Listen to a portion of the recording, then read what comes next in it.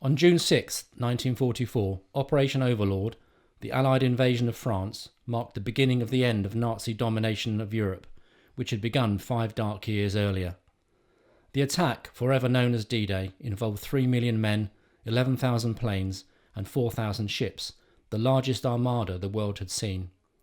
As the year dawned, this huge invasion force was being assembled in the fields, forests, and country lanes of southern England, and Poole would be the 3rd largest embarkation point for the beaches of Normandy.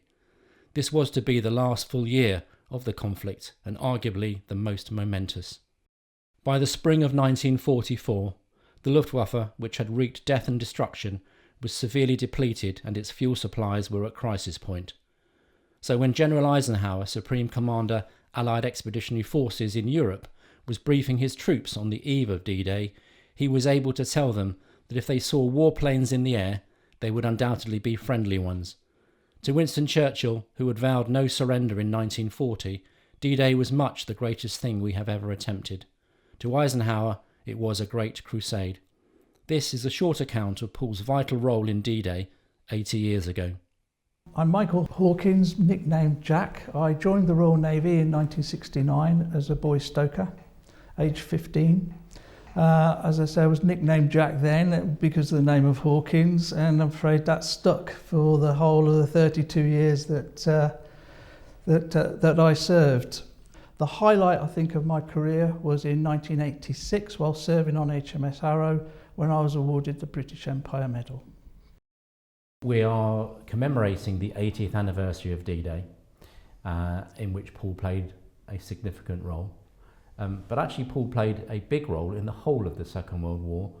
For the Second World War, which started in September of 1939, Poole became as significant as Portsmouth and Plymouth, although not as well known. Rear Admiral the Honourable E.R. Drummond appointed a naval commander, Commander Cosmo Bowyer Hastings, as the naval officer in charge of Poole. And his role was to set up Poole as a naval base and also its defences.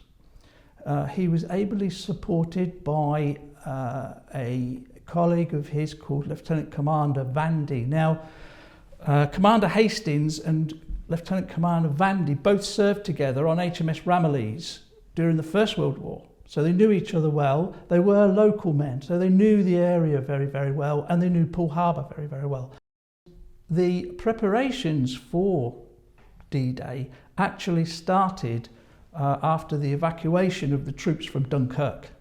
Now, over 40 vessels left Poole to help with that operation, and a lot of refugees and also Allied soldiers from France and Belgium ended up back in Poole and Bournemouth area. And this basically really was the start of the then needed preparations for D-Day. I think what we've got to realise is that the people that were living here at the time had the skills that were required for the preparations that were needed. There was a lack of landing craft, for example, that they brought down vessels from Thames barges, and they were put into local boatyards, Bolsons in particular, to have the fronts cut off them and ramps put on them. And this was kind of a bit Heath Robinson, really. And it wasn't until the Americans became involved later on that the design of landing craft was then upgraded, and Bolsons then started to build, with others, landing craft to that specification.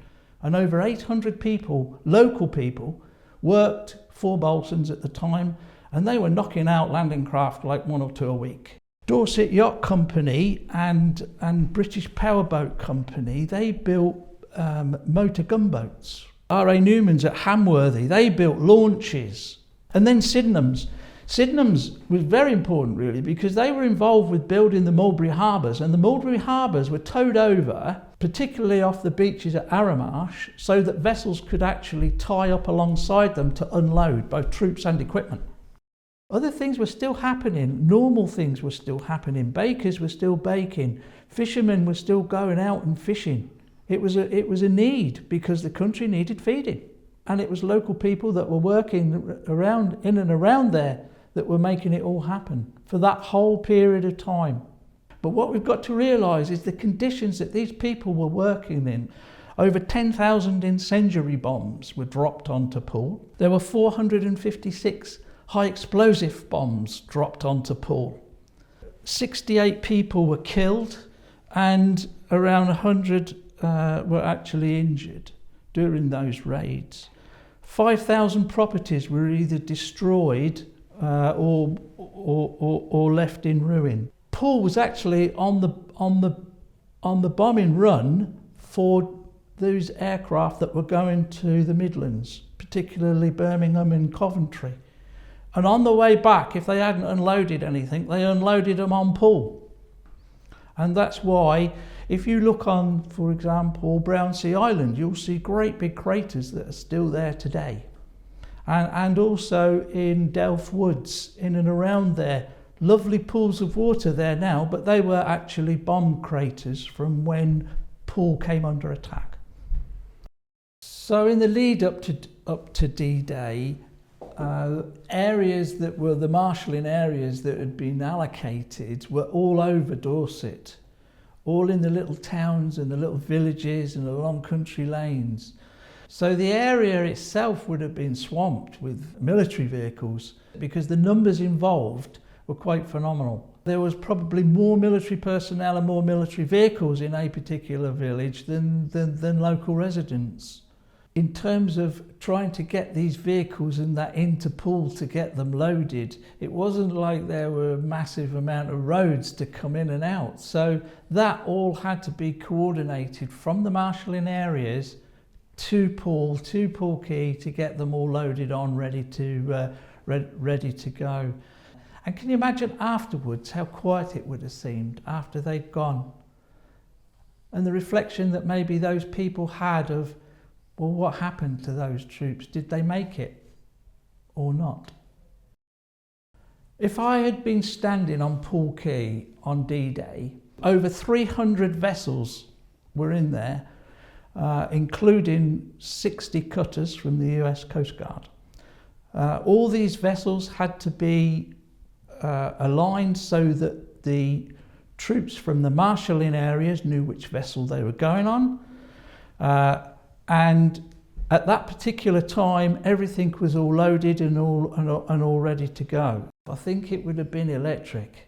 You know, nobody knew exactly what was going to be happening once they'd actually landed, how much force they were going to be up against. And also, I think, an air of triumph. This was the beginning of the end.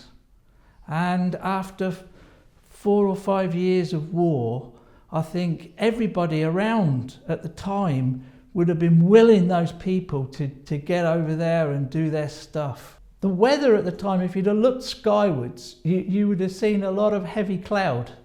It would have been warm because it was June.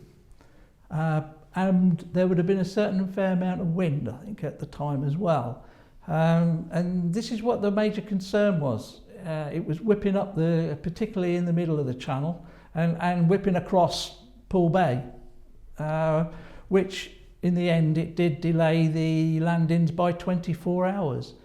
There'd have been a noise of loading. You imagine 300 ships all in Poole Harbour going more or less all the way out to the middle of the harbour, one after the other, side by side, loaded. As they got loaded, they'd be moved out, the next one come in, and that would have been loaded. The vessels themselves would have been prepared. The people manning the vessels would have been prepared, and they'd have been ready to go. And of course, on the vessel itself, at 11:30, there would have been a smell of rum, because the rum came up at 11:30 every day and had to be drunk by 12:30. So there would have certainly been a little bit of excitement, and at that particular time, I think you would have smelt the rum. And they had to leave in a specific order, and that was all planned and organised by Commander Hastings. Now, he was very much a can-do, what I would call old school commander. A day without gunfire is a day wasted. He was very much a doer, and his support from Vandy was exceptional. I mean, between them, they came up with the plan to be able to make sure that the right vessels left at the right time, in the right order, with the right equipment, to be able to go to the right beaches. So once the landings had actually made, obviously all these landing craft and all these vessels that had gone over there were now empty. So they then had to turn around and come back, and most of them came back, that left Poole came back towards Poole. One of the successes, I think, was the continuation of the supply lines, and they went from varying different ports along the south coast, but Poole played a very, very significant part in that. As a naval man, what's your view of D-Day? How would you reflect on it?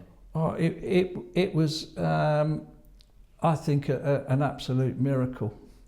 The fact that they got so many men and vehicles and weapons across in a relatively safe manner, in the conditions that they had to operate in, I think was testament to the credibility of the people that had planned it and the people that had actually worked on the plans and the preparations. They should be proud of the ingenuity that they showed in terms of boat building and the skills that they showed at the time. For example, a lot of local longshoremen were recruited by the Royal Naval Volunteer Reserve because they knew the waters around Poole, they knew the way the tides were, and they were ideal people to be able to use the small boats to be able to defend the harbour, for example. I think Poole should be very, very proud of its participation in the planning, the preparation and the implementation of D-Day, and I think it should be immensely proud of its heritage in that particular time, and it should be remembered.